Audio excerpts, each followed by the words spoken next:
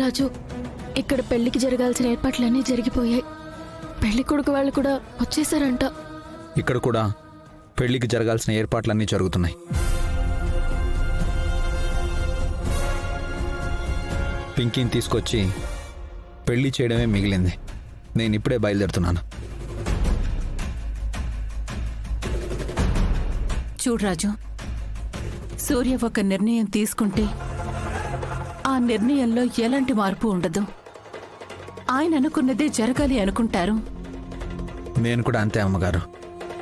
గోపికి పింకీకి పెళ్లి చేస్తానని మాట ఇచ్చాను. చేసి తీరుతాను.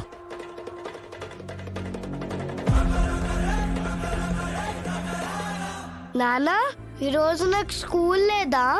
లేదు బంటి, నువ్వు ఇంకా పూర్తిగా కోలుకోవాలి.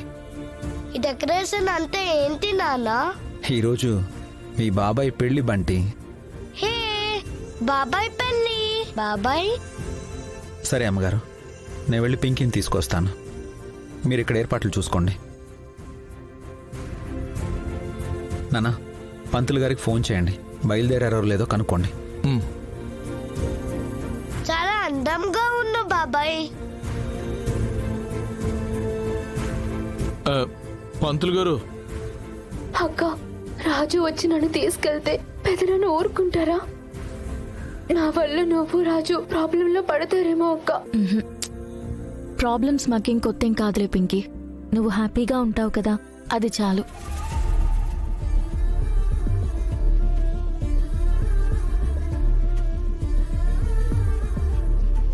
నువ్విప్పుడు పెళ్లి కూతురివి పింకీ.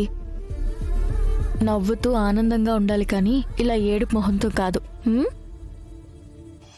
ఓం అపవిత్ర పవిత్రో వా సర్వావస్థాంగతోపి వా యస్మరేత్ పుండరీకాక్షం సవహాభ్యాంతరశుచి శ్రీమన్మహాగణాధిపతయే నమః లక్ష్మీనారాయణాయ నమః. అయం ముహూర్తస్సు ముహూర్తోస్తు. శ్రీమన్మహాగణాధిపతయే నమః. గణానాం త్వా గణపతిగుం హవామహి.